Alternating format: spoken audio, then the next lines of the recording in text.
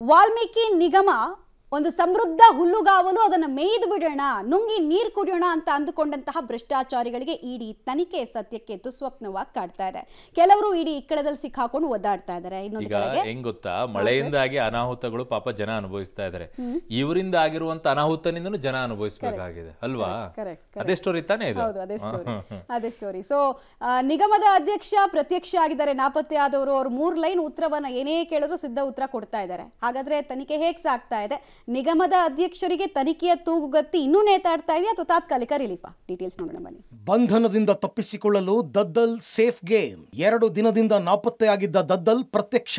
ಇಡಿ ವಿಚಾರಣೆಗೆ ಚಕ್ಕರ್, ಅಧಿವೇಶನಕ್ಕೆ ಹಾಜರ್. ವಾಲ್ಮೀಕಿ ಅಭಿವೃದ್ಧಿ ನಿಗಮದ ಬಹುಕೋಟಿ ಹಗರಣದಲ್ಲಿ ಇಡಿ ಬಂಧನ ಭೀತಿಯಿಂದ ಕಳೆದ 2 ದಿನಗಳಿಂದ ತಲೆಮರೆಸಿಕೊಂಡಿದ್ದ ನಿಗಮದ ಅಧ್ಯಕ್ಷ ಕಾಂಗ್ರೆಸ್ ಶಾಸಕ ಬಸನಗೌಡ ದದ್ದಲ್ ಕೊನೆಗೂ ಪ್ರತ್ಯಕ್ಷರಾಗಿದ್ದಾರೆ. ಇಡಿ ಬಂಧನದಿಂದ ಬಚಾವಾಗೋದಕ್ಕೆ ದದ್ದಲ್ ಸೇಫ್ ಗೇಮ್ ಆಡಿದ್ದಾರೆ. ಇಷ್ಟು ದಿನ ನಾಪತ್ತೆಯಾಗಿದ್ದ ಎಂಎಲ್ಎ ಕಲಾಪ ಆರಂಭದ ದಿನವೇ ವಿಧಾನಸೌಧದಲ್ಲಿ ಕಾಣಿಸಿಕೊಂಡಿದ್ದಾರೆ. ನಾನೆಲ್ಲೂ ಹೋಗಿ ತಲೆಮರೆಸಿಕೊಂಡಿಲ್ಲ, ಇಡಿಯೂ ನೋಟಿಸ್ ಕೊಟ್ಟಿಲ್ಲ, ಎಸ್ಐಟಿಯೂ ಕೊಟ್ಟಿಲ್ಲ, ಎಲ್ಲದರ ವಿಚಾರಣೆ ಆಗಿದೆ ಅಂತ ಮಾಧ್ಯಮಗಳ ಮುಂದೆ ಶಾಸಕರು ಸಮಜಾಯಿಷಿ ಕೊಟ್ಟಿದ್ದಾರೆ.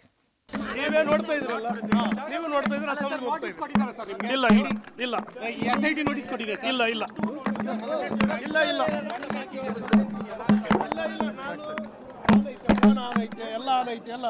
ನಾನು ಅಸೆಂಬ್ಲಿಗೆ ಹೋಗ್ತಾ ಇದ್ದೆ. ಇಷ್ಟು ದಿನಗಳ ಕಾಲ ನಾಪತ್ತೆಯಾಗಿದ್ದಂತಹ ರಾಯಚೂರು ಗ್ರಾಮೀಣ ಭಾಗದ ಶಾಸಕ ಬಸನಗೌಡ ದದ್ದಲ್, ವಾಲ್ಮೀಕಿ ಅಭಿವೃದ್ಧಿ ನಿಗಮದ ಅಧ್ಯಕ್ಷರು ಕೂಡ ಅವರು ಹೌದು. ನಿಗಮದ ಅಕ್ರಮ ಹಣ ವರ್ಗಾವಣೆ ಪ್ರಕರಣದಲ್ಲಿ ಅವರು ಕೂಡ ಪ್ರಮುಖ ಆರೋಪಿ. ಇಡಿ ಅಧಿಕಾರಿಗಳು ಅವ್ರನ್ನ ಹುಡುಕ್ತಾ ಇದ್ದಾರೆ. ಆ ಹಿನ್ನೆಲೆಯಲ್ಲೇ ಕಳೆದ 3-4 ದಿನಗಳಿಂದಲೂ ಕೂಡ ಅವರು ಇಡಿ ಕಣ್ಣಿಗೆ ಕಾಣಿಸ್ಕೊಳ್ಳದೇನೆ ಬಚಾವಾಗೋದಕ್ಕೆ ತಪ್ಪಿಸ್ಕೊಂಡು ಓಡಾಡ್ತಾ ಇದ್ರು.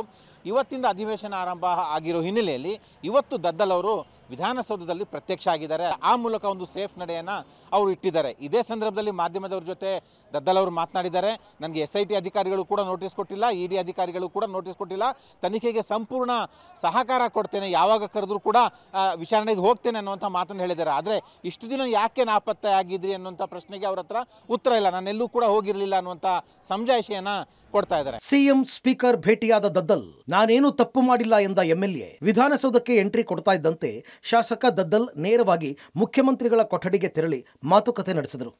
ಪ್ರಕರಣದ ಬಗ್ಗೆ ವಿವರಿಸಿದ ದದ್ದಲ್, ನಾನೇನೂ ತಪ್ಪು ಮಾಡಿಲ್ಲ ಸರ್, ಸುಖಾಸುಮ್ಮನೆ ನನ್ನನ್ನು ಈ ಪ್ರಕರಣದಲ್ಲಿ ಎಳೆದು ತಂದಿದ್ದಾರೆ ಅಂತ ಹೇಳಿದರು.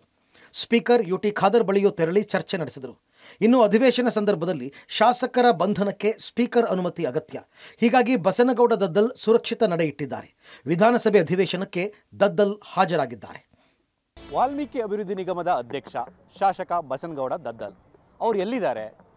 2 ದಿನಗಳಿಂದ ನಾಪತ್ತೆಯಾಗಿದ್ದಾರೆ. ಅರೆಸ್ಟ್ ಆದ್ರ ಏನಾದರೂ ಈ ರೀತಿಯ ವಿಚಾರಗಳು ಸಾಕಷ್ಟು ಸುದ್ದಿ ಮಾಡಿತ್ತು. ಆದರೆ ಇವತ್ತು ದಿಢೀರಾಗಿ ವಿಧಾನಸೌಧದಲ್ಲಿ ಪ್ರತ್ಯಕ್ಷರಾಗೋದ್ರ ಮೂಲಕ ಸಿಎಂ ಅವರ ಕೊಠಡಿಗೂ ಕೂಡ ಪ್ರವೇಶ ಮಾಡಿ ಸಿಎಂ ಬಳಿ ಸಮಜಾಯಿಷಿಯನ್ನು ಕೂಡ ನೀಡಿದರು. ನಾನು ತಪ್ಪು ಮಾಡಿಲ್ಲ, ಈ ಪ್ರಕರಣದಲ್ಲಿ ಇಡಿ ಏನು ಹೇಳಿದೆ, ಇಡಿ ವಿಚಾರಣೆ ಏನಿದೆ ಎಲ್ಲವನ್ನು ಕೂಡ ಅಲ್ಲಿ ವಿವರಣೆ ಕೊಟ್ಟಿದ್ದೇನೆ. ಜೊತೆಗೆ ಎಸ್ಐಟಿ ಮುಂದೆ ಕೂಡ ನನ್ನ ಹೇಳಿಕೆಯನ್ನು ದಾಖಲು ಮಾಡಿದ್ದೇನೆ.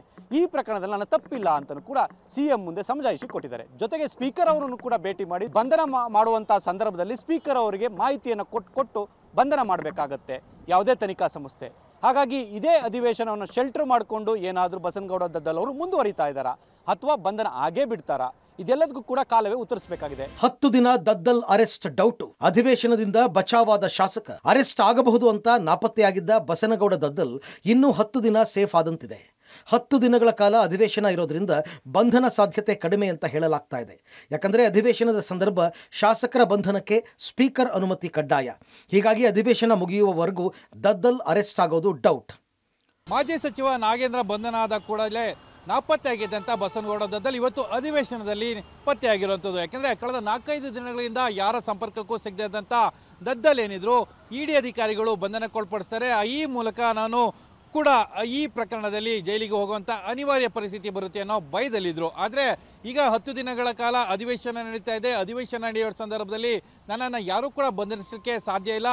ಬಂಧನ ಮಾಡಬೇಕು ಅಂದರೆ ಸ್ಪೀಕರ್ ಅವರ ಪರ್ಮಿಷನ್ ಬೇಕು ಅಂತೇಳಿ ಒಂದು ರೀತಿಯ ಸೇಫ್ ಗೇಮನ್ನು ಆಡೋದಕ್ಕೆ ಮುಂದಾಗಿರುವಂಥದ್ದು. ಆದರೆ ಇಡಿ ಅಧಿಕಾರಿಗಳು ಕೂಡ ಸಕಲ ಸಿದ್ಧತೆಗಳನ್ನು ಮಾಡ್ಕೊಂಡಿದ್ದಾರೆ. ಬಂಧನ ಮಾಡಬೇಕಾ ಅಥವಾ ಕೇವಲ ವಿಚಾರಣೆಯನ್ನು ಒಳಪಡಿಸಬೇಕಾ ಅನ್ನೋದ್ರ ಬಗ್ಗೆನೂ ಕೂಡ ಸಾಕಷ್ಟು ತಯಾರಿಯನ್ನು ಕೂಡ ಮಾಡ್ಕೊಳ್ತಾ ಇರೋಂಥದ್ದು. ವಾಲ್ಮೀಕಿ ಹಗರಣ ಬಗೆದಷ್ಟು ಆಳ, ಕೋಟಿ ಕೋಟಿ ಲೂಟಿಗೆ ನಕಲಿ ಹುದ್ದೆ.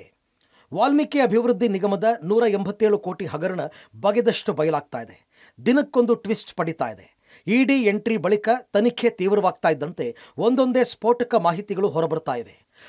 ಕೋಟಿ ಲೂಟಿ ಹೊಡೆಯಲು ಎಂಡಿ ಪದ್ಮನಾಭ್ ಖತರ್ನಾಕ್ ಪ್ಲಾನ್ ಮಾಡಿದ್ರು. ಇಲ್ಲದ ವ್ಯಕ್ತಿಯನ್ನ ಸೃಷ್ಟಿಸಿ ವಾಲ್ಮೀಕಿ ನಿಗಮದಲ್ಲಿ ಪೋಸ್ಟ್ ನೀಡಿ 45 ಕೋಟಿ ಹಣ ವ್ಯವಹಾರ ಮಾಡಿದ್ರು ಅನ್ನೋದು ಎಸ್ಐಟಿ ತನಿಖೆಯಲ್ಲಿ ಬಯಲಾಗಿದೆ. ಹಾಗಾದರೆ ಪದ್ಮನಾಭ್ ಪ್ಲಾನ್ ಹೇಗಿತ್ತು ಅನ್ನೋದನ್ನು ನೋಡೋಣ. ಪದ್ಮನಾಭ್ ಪ್ಲಾನ್: ಕೋಟಿ ಲೂಟಿ ಹೊಡೆಯಲು ನಕಲಿ ಹುದ್ದೆ ಸೃಷ್ಟಿ. ಜೂನಿಯರ್ ಅಕೌಂಟೆಂಟ್ ಪೋಸ್ಟ್ ಸೃಷ್ಟಿಸಿದ್ದ ಪದ್ಮನಾಭ್. ಶಿವಕುಮಾರ್ ಅನ್ನೋ ಹೆಸರಲ್ಲಿ ನಕಲಿ ಹುದ್ದೆ ಸೃಷ್ಟಿ.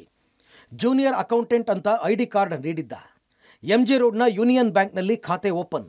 ಫೆಬ್ರವರಿ 21ರಂದು 0341-230-3000-1619 ನಂಬರ್ನ ಅಕೌಂಟ್ ಓಪನ್. ಶಿವಕುಮಾರ್ ಖಾತೆಗೆ ನಿಗಮದಿಂದ 187 ಕೋಟಿ ಟ್ರಾನ್ಸ್ಫರ್. ಮನವಿ ಮೇರೆಗೆ ನಿಗಮದಿಂದ 187 ಕೋಟಿ ಹಣ ವರ್ಗಾವಣೆ. ಮಾರ್ಚ್ 5ರಿಂದ ಮೇ 6ರ ತನಕ ಹಂತವಾಗಿ ಹಣ ವರ್ಗಾವಣೆ. ಹೈದರಾಬಾದ್ನ RBL ಬ್ಯಾಂಕ್ಗೆ ಹಣ ವರ್ಗಾವಣೆ. ಯೂನಿಯನ್ ಬ್ಯಾಂಕ್ನಿಂದ 2 ತಿಂಗಳಲ್ಲಿ 94 ಕೋಟಿ ಟ್ರಾನ್ಸ್ಫರ್. ಪದ್ಮನಾಭ ಪ್ಲಾನ್ಗೆ ಯೂನಿಯನ್ ಬ್ಯಾಂಕ್ ಸಿಬ್ಬಂದಿ ಸಾಥ್.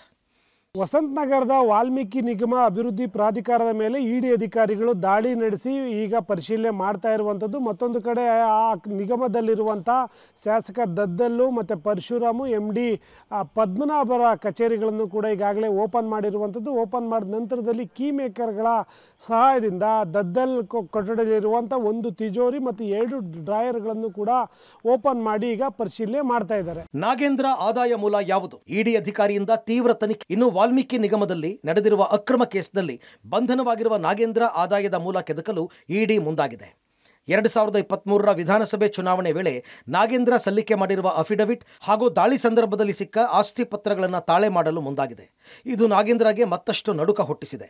ಹಾಗಾದರೆ ಚುನಾವಣಾ ಅಫಿಡವಿಟ್ನಲ್ಲಿ ಆಸ್ತಿ ಘೋಷಿಸಿಕೊಂಡಿದ್ದು ಎಷ್ಟು? ನಾಗೇಂದ್ರ ಆಸ್ತಿ ಒಟ್ಟು 17 ಕೋಟಿ 20 ಲಕ್ಷಕ್ಕೂ ಅಧಿಕ ಆಸ್ತಿ ಘೋಷಣೆ. ಬ್ಯಾಂಕ್ ಖಾತೆ, ಇನ್ಶೂರೆನ್ಸ್, ಖಾಸಗಿ ಕಂಪನಿಯಲ್ಲಿ ಹೂಡಿಕೆ, ವಾಹನ, ಚಿನ್ನಾಭರಣ ಸೇರಿ 12 ಕೋಟಿ 35 ಲಕ್ಷ ಚರಾಸ್ತಿ, 4 ಕೋಟಿ 88 ಲಕ್ಷ 74 ಸಾವಿರ ಮೌಲ್ಯದ ಸ್ಥಿರಾಸ್ತಿ. ಸಿರುಗುಪ್ಪ ತಾಲೂಕು ಉಪ್ಪಾರ ಹೊಸಹಳ್ಳಿಯಲ್ಲಿ 4.25 ಎಕರೆ ಜಮೀನು.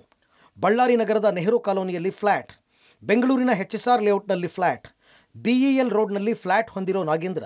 ಸ್ಥಿರಾಸ್ತಿ, ಚರಾಸ್ತಿ 17.20 ಕೋಟಿಗೂ ಹೆಚ್ಚು ಮೌಲ್ಯದ ಆಸ್ತಿ. ಇನ್ನು ವಾಲ್ಮೀಕಿ ನಿಗಮದಲ್ಲಿನ ಹಗರಣ ಖಂಡಿಸಿ ಬಿಜೆಪಿ ಪ್ರತಿಭಟನೆಗೆ DCM DKಶಿ ತಿರುಗೇಟು ಕೊಟ್ಟಿದ್ದಾರೆ. ಬಿಜೆಪಿಯವರು ಏನು ಆರೋಪ ಮಾಡ್ತಾರೋ ಅದಕ್ಕೆ ಉತ್ತರವನ್ನು ಕೊಡ್ತೀವಿ, ಎಲ್ಲ ಅವರ ಕಾಲದಲ್ಲೇ ಹಗರಣಗಳು ಆಗಿರೋದು, ನಮ್ಮ ಕಾಲದಲ್ಲಿ ಶುದ್ಧ ಮಾಡ್ತಾ ಇದ್ದೀವಿ ಅಂತ ಬಿಜೆಪಿ ಆರೋಪಕ್ಕೆ ಟಕ್ಕರ್ ಕೊಟ್ಟಿದ್ದಾರೆ. ಹೊರ ಯಾಕ್ರಿ, ಒಳಗಡೆನೆ ಮಾಡ್ಲಿ ರೀ, ಹೊರ ಯಾಕೆ? ಒಳಗಡೆನೆ ಮಾಡ್ಲಿ, ಅವ್ರು ಏನು ಮಾತಾಡಬೇಕು ಮಾತಾಡಲಿ, ನಾವೇನು ಉತ್ತರ ಕೊಡಬೇಕು ನಾವು ಉತ್ತರ ಕೊಡ್ತೀವಿ. ಸಿದ್ಧ ಅಲ್ಲ, ನಮಗೂ ಗೊತ್ತಿದೆ, ನಾವೆಲ್ಲ ಒಂದೊಂದೇ ಬಿಚ್ಚೋದು ನಮ್ಗೆ ಗೊತ್ತಿದೆ. ಒಟ್ಟಿನಲ್ಲಿ ವಾಲ್ಮೀಕಿ ಬಹುಕೋಟಿ ಹಗರಣ ದಿನಕ್ಕೊಂದು ತಿರುವನ್ನು ಪಡೆದುಕೊಳ್ತಾ ಇದ್ದು ನಾಗೇಂದ್ರಗೆ ಇಡಿ ಡ್ರಿಲ್ ಮುಂದುವರೆಸಿದೆ. ಮಾಜಿ ಸಚಿವರ ಆಸ್ತಿ ಮೂಲ ಪತ್ತೆ ಹಚ್ಚಲು ಜಾರಿ ನಿರ್ದೇಶನಾಲಯದ ಅಧಿಕಾರಿಗಳು ಮುಂದಾಗಿದ್ದಾರೆ. ತನಿಖೆ ವೇಳೆ ವ್ಯತ್ಯಾಸ ಕಂಡು ಬಂದಲ್ಲಿ ನಾಗೇಂದ್ರಗೆ ಸಂಕಷ್ಟ ಕಟ್ಟಿಟ್ಟ ಬುತ್ತಿ. News desk, public TV.